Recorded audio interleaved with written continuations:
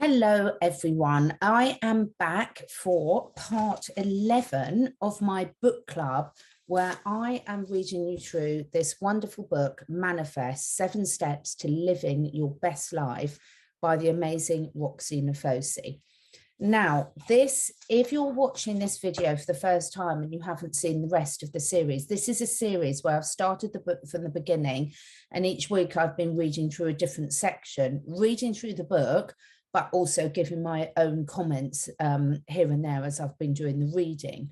So if this is the first one you're listening to, the link is below to the full playlist, and I really suggest you start listening at number 1. Having said that, lots of people are saying they're enjoying going back and listening to certain sections as and when it resonates with them and they need more information. So of course you can do that. It's just it might make more sense to you if you start at the first one and follow through, because we're now on video 11. And as I've said before, I love this book because manifesting is such an important part of my life, and it's something that absolutely all of us can do.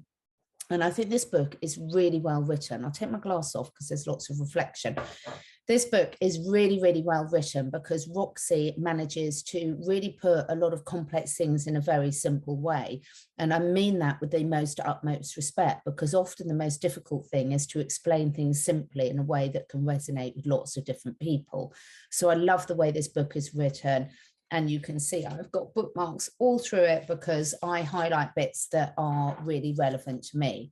So I would really encourage everyone to buy their own copy of this book. Again, the links about how you can get hold of Roxie are all below the video in the description box, because throughout the book, there's lots of different pages that have exercises where you can actually almost use this book as a journal and do the exercises as you go along, because it's all very well listening to it. And the beauty of doing this is you can listen to it in your car, on your walk.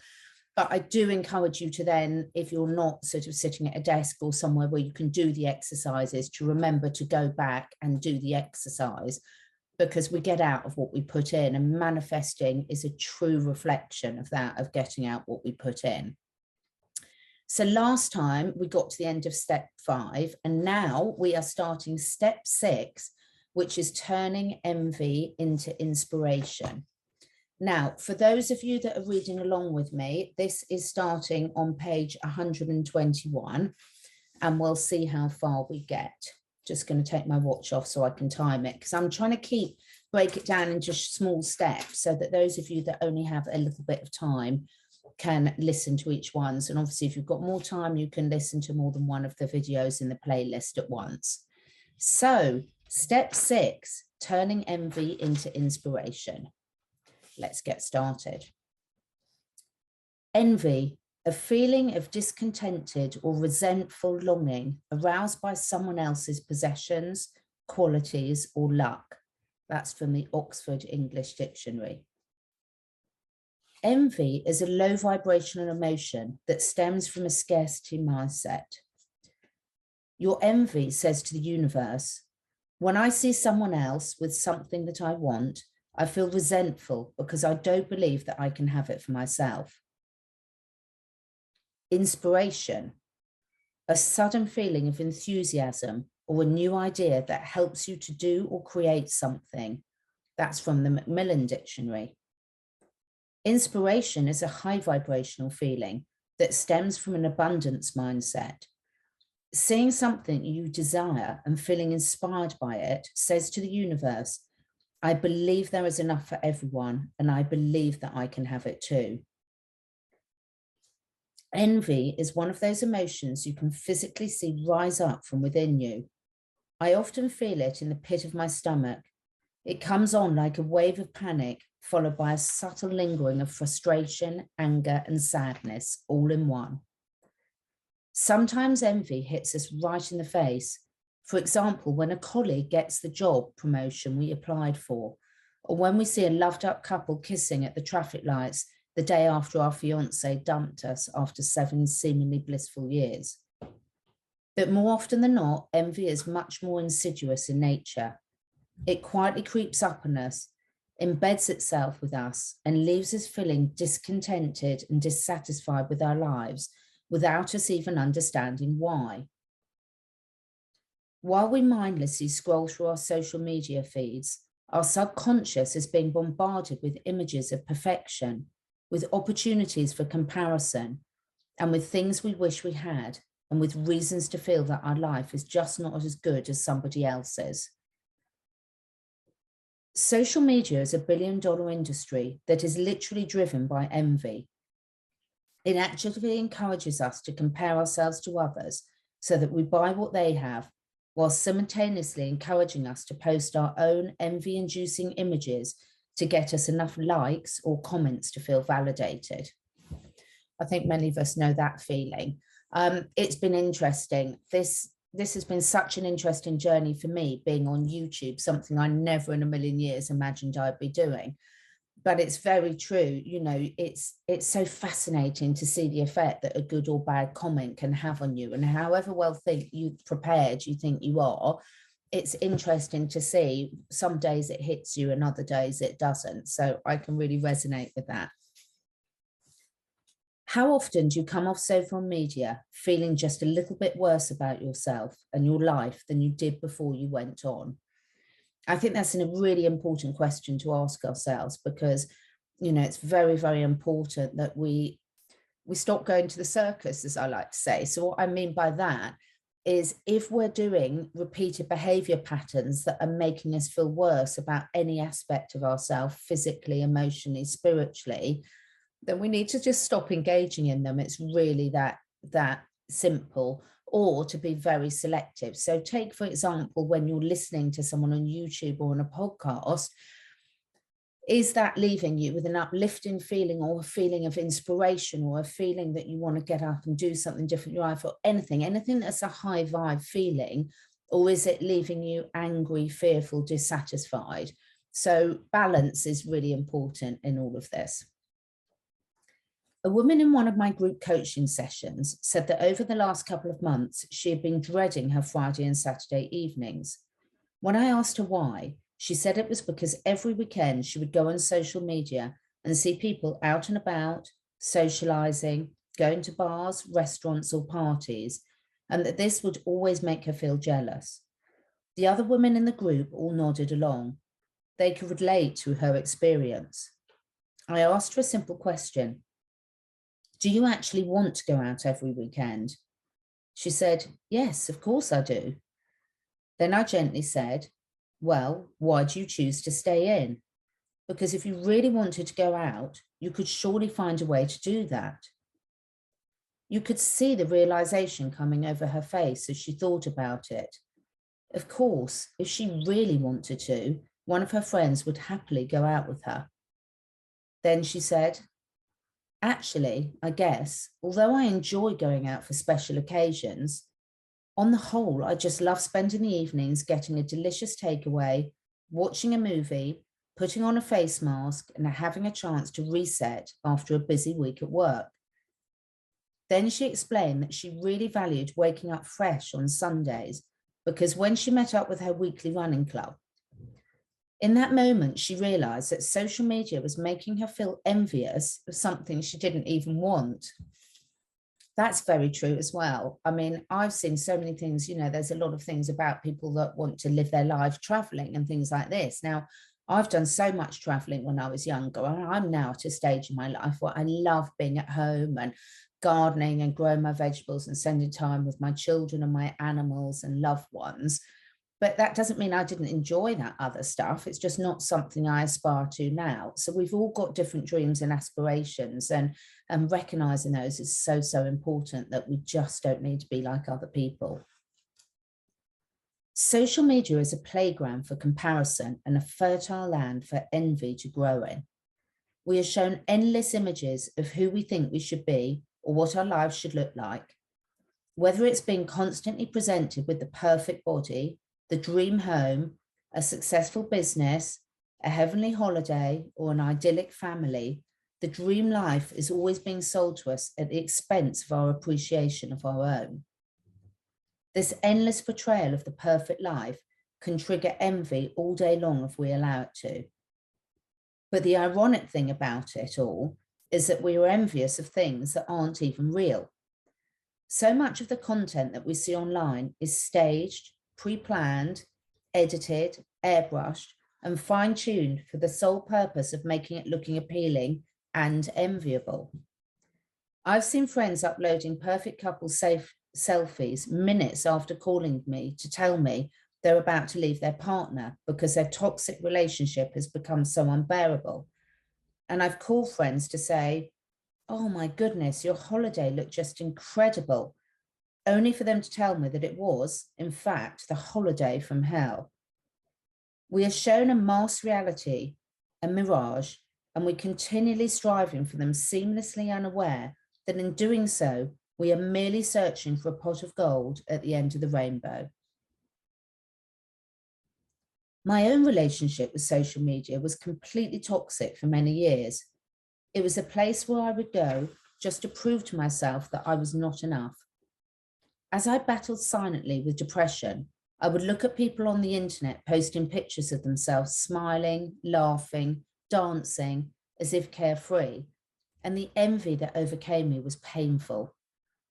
I desperately wanted to feel that effortless joy they appeared to possess, and I almost resented everyone else who seemed to be able to live life without immense sadness and debilitating self-loathing.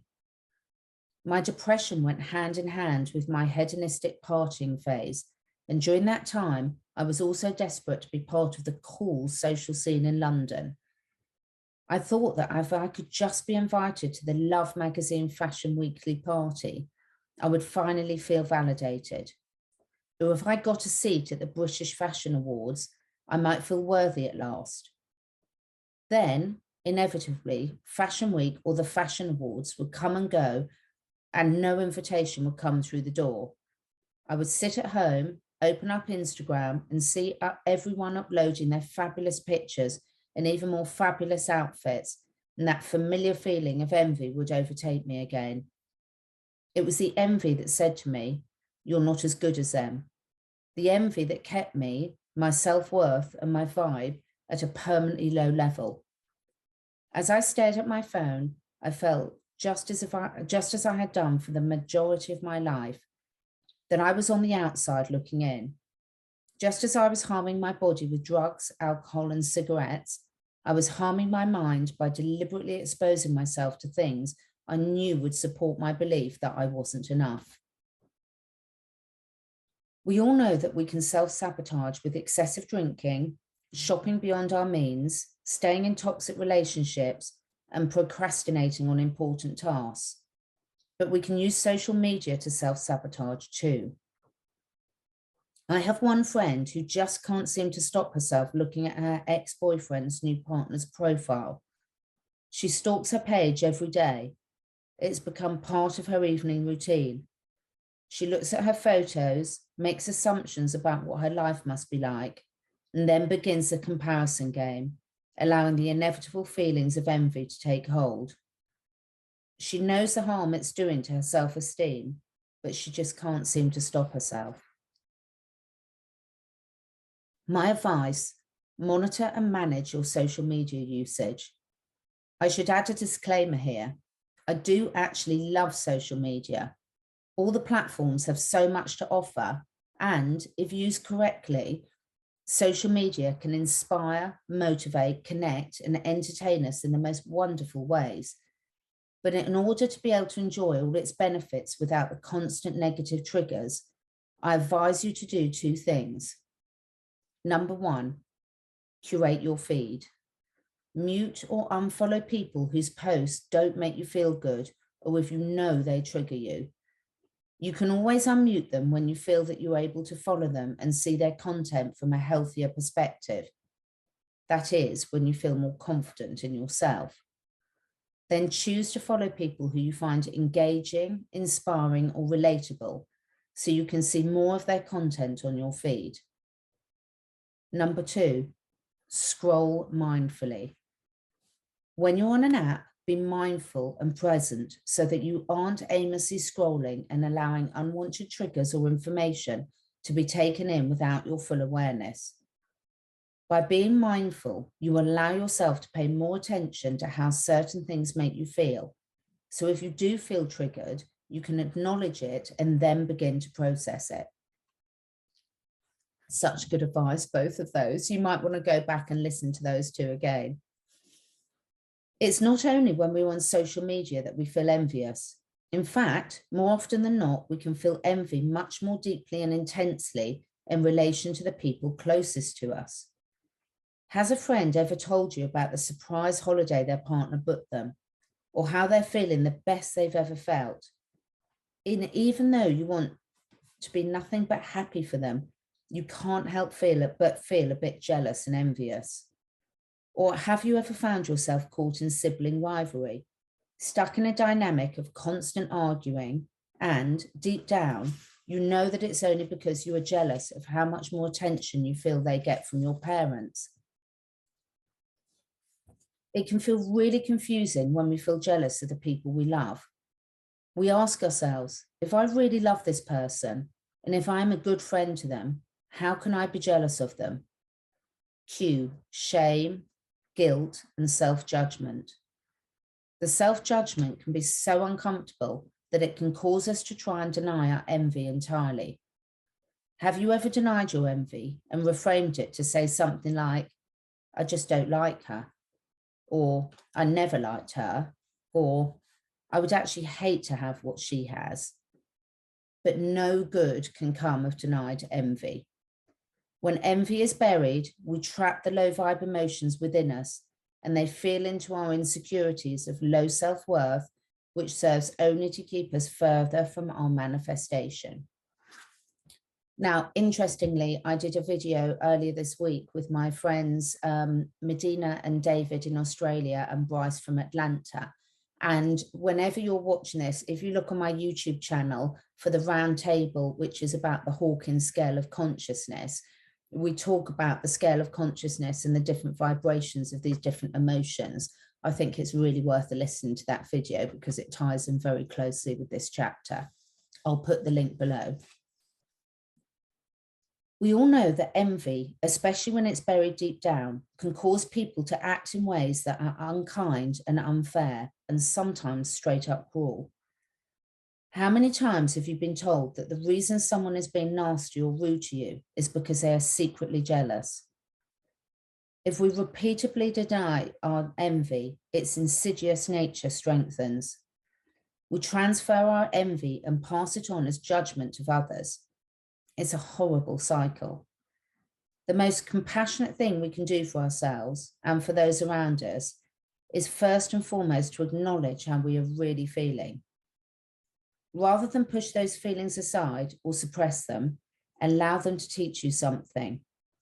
For example, if you see someone with an unwavering confidence walking into a room, instead of immediately passing judgment and saying something like, she's so arrogant, maybe ask yourself if you admire and desire that confidence for yourself.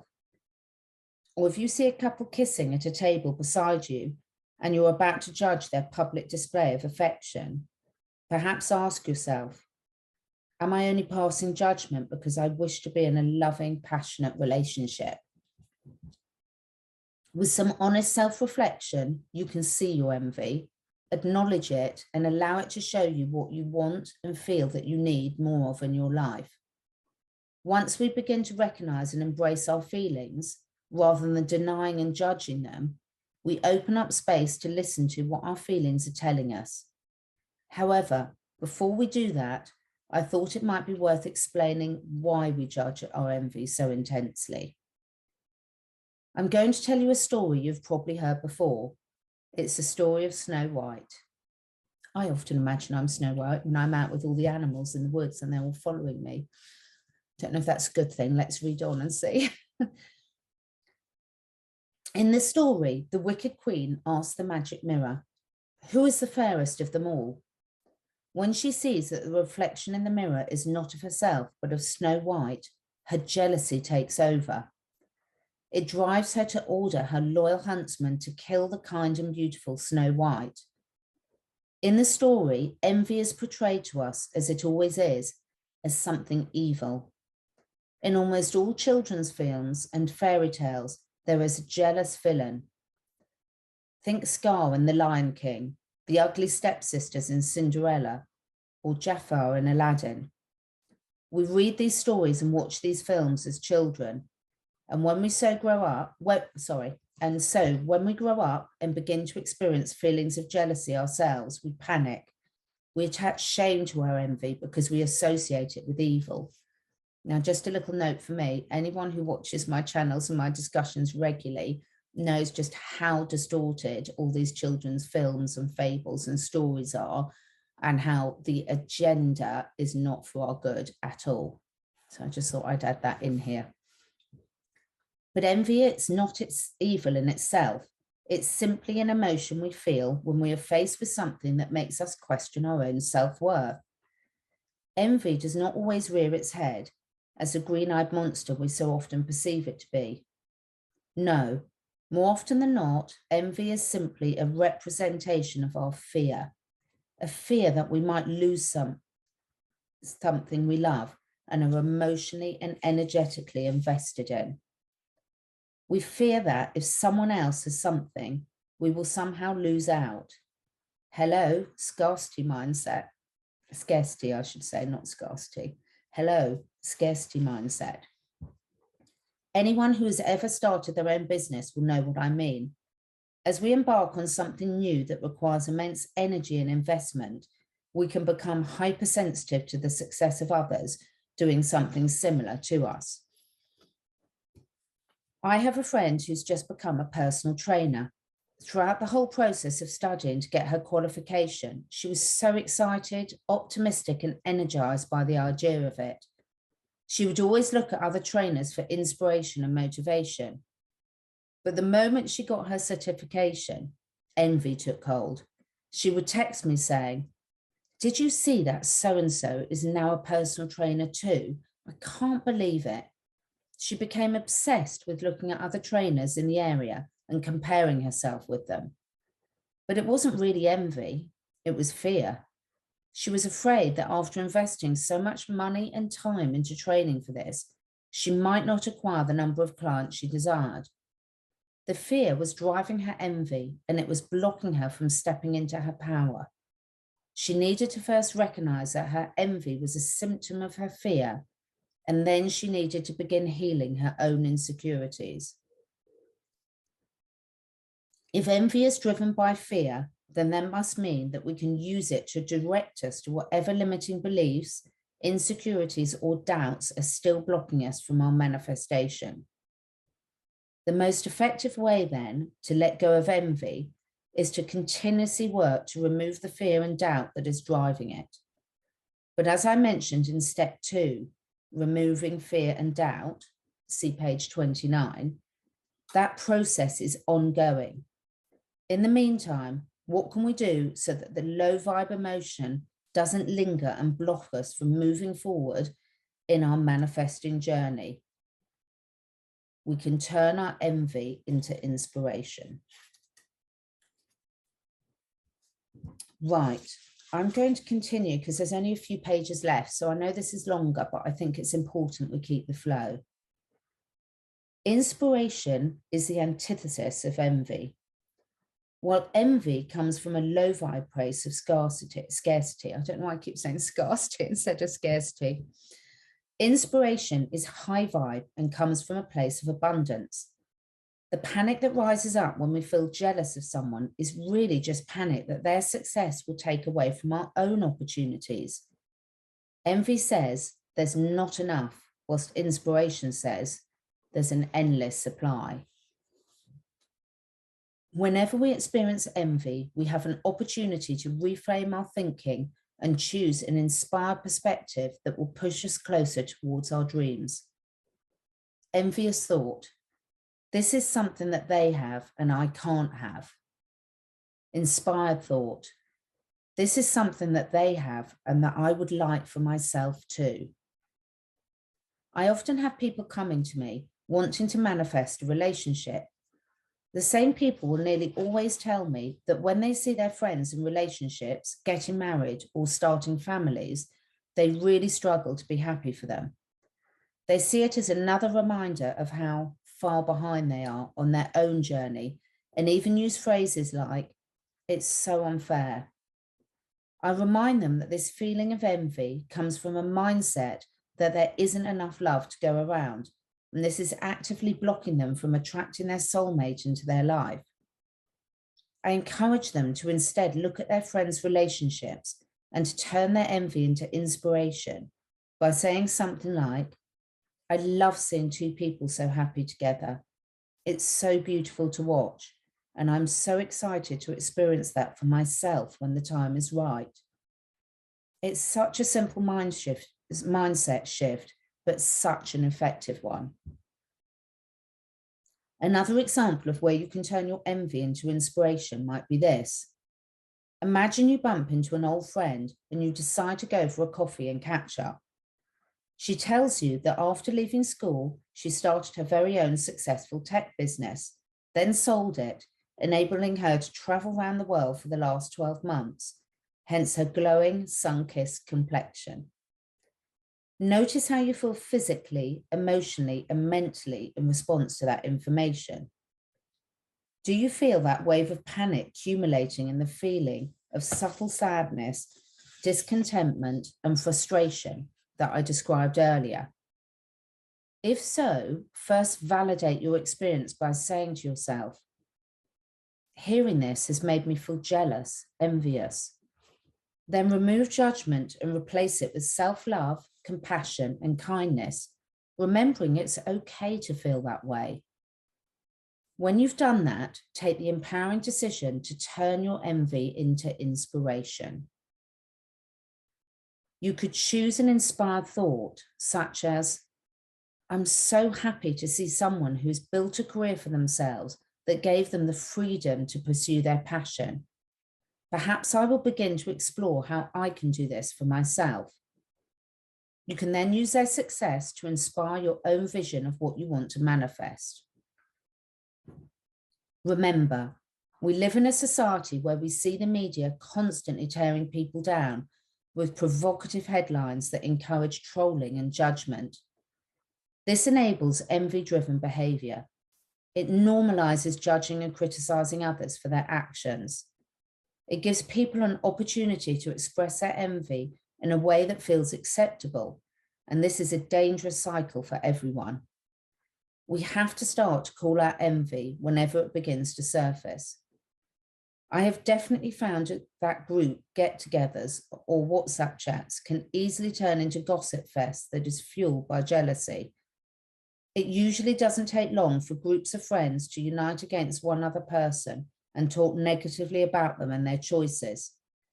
This kind of behavior is so low vibe, and not only is it seriously unkind and a total waste of time, it also sabotages our own manifesting power. It's almost always driven by envy, even if we don't like to admit it. When you see it happening, call it out, or at the very least, step away from these kind of toxic conversations. We see that so much, don't we? We see that everywhere in our own conversations with friends, WhatsApp groups, messages under YouTube videos. It's so easy to focus on other people when really, if we just focused on ourselves, we'd all be a lot happier and the world would be a better place. Tearing other people down is low vibe.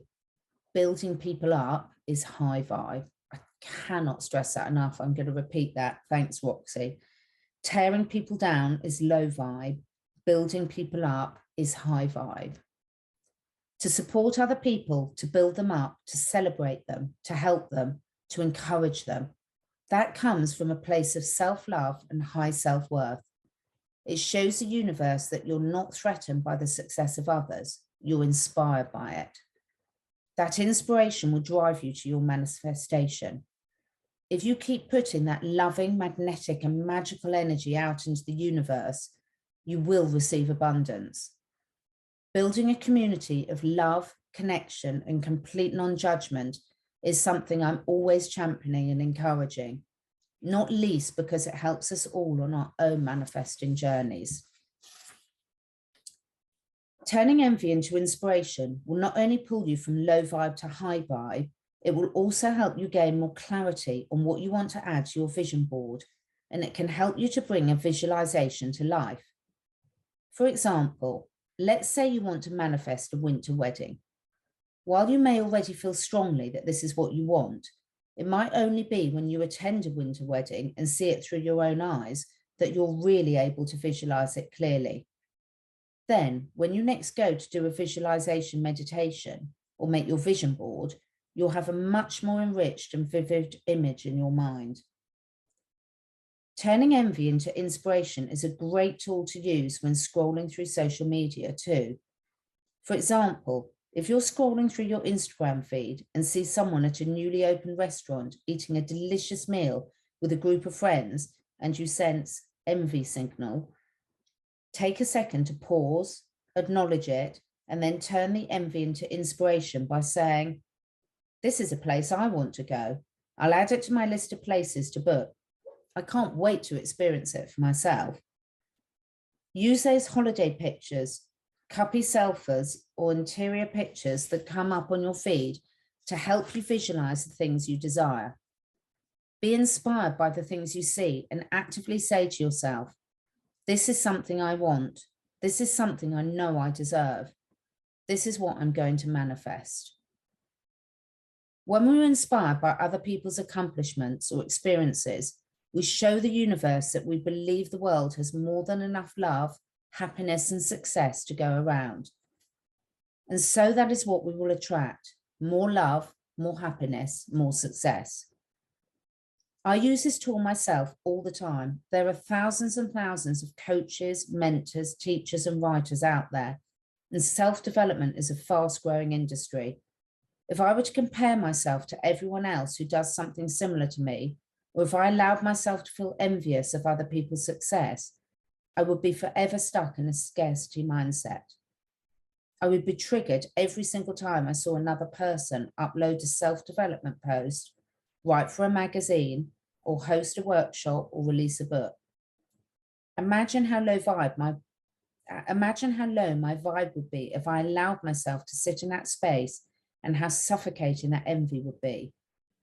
Instead, I choose to actively celebrate the success of others in my industry, and I look to them with an honest feeling of awe and inspiration for all the wonderful things they do. I do this because I know in my heart that for the thousands of brilliant people out there coaching, teaching, and writing, there are a million more people wanting to learn to be helped on their own personal development journeys. I see and believe in the abundance of opportunities to help, inspire, and motivate others. And so abundance comes to me in return. I don't want to be the only one or the best one. I only want to make my own mark in the world, however big or small that might be. Make the choice to consistently turn your envy into inspiration. Exercise. And as I say, the exercises are all in the books. So go to your book and do that. But if you haven't got the book, you can follow the exercise here. Write down as many things Write down as many things you can think of that have recently triggered you to feel envy. Once you have done that, for each one, write an alternative inspired perspective that you can choose to attach to instead. It's really important we all do this. I'm going to be doing it immediately after I stop filming this. Seek out inspiration. If you want to progress even further in your manifesting journey, then not only should you turn your envy into inspiration, you should actively seek out inspiration. Seek out people who can inspire you and provide the proof that it's more than possible to manifest anything that you desire. Remember that inspiration is high vibe. For example, if you want to manifest launching a successful, sustainable clothing brand, look at other sustainable clothing brands who've had an incredible success to show you it's possible. Looking for people to inspire you gives your conscious and subconscious mind proof that what you want to manifest is possible. This helps to remove any underlying doubts that it's not, whilst helping you to enrich your visualization. In step 5, embrace gratitude without caveats, see page 109, I explain how integral gratitude is for our manifesting journeys. Envy and gratitude cannot coexist. When you feel jealous of someone else, of what they have, You cannot simultaneously be practicing true gratitude for what you have. For example, you cannot be wholeheartedly grateful to have met your soulmate and be in a long-term committed relationship if you're feeling envious of your best friend's single girl escapades and adventures. This is just another reason why gratitude is so powerful. When we practice more gratitude and when we really sit in that space of complete appreciation for all that we already have, we can celebrate those around us without envy taking over. I can honestly say that since practicing and embracing gratitude without caveats myself, I've never been more supportive of the people around me. Here are the 4 steps you need to take to turn envy into inspiration. Number 1, become aware of it. To acknowledge our envy, we need to be mindful of our thoughts so that we can catch it when it comes. Number 2, remove the shame and judgment surrounding envy. Instead, practice self-love by offering yourself compassion, kindness, and non-judgment. Step 3, learn from it. If you find yourself going to judge another person, ask yourself, what is driving this judgment? What fear or doubt is driving this? What do they possess that I desire? And number 4, turn envy into inspiration. At every opportunity to feel envious of something or someone, you have an equal opportunity to reframe your perspective and turn it into an opportunity to feel inspired.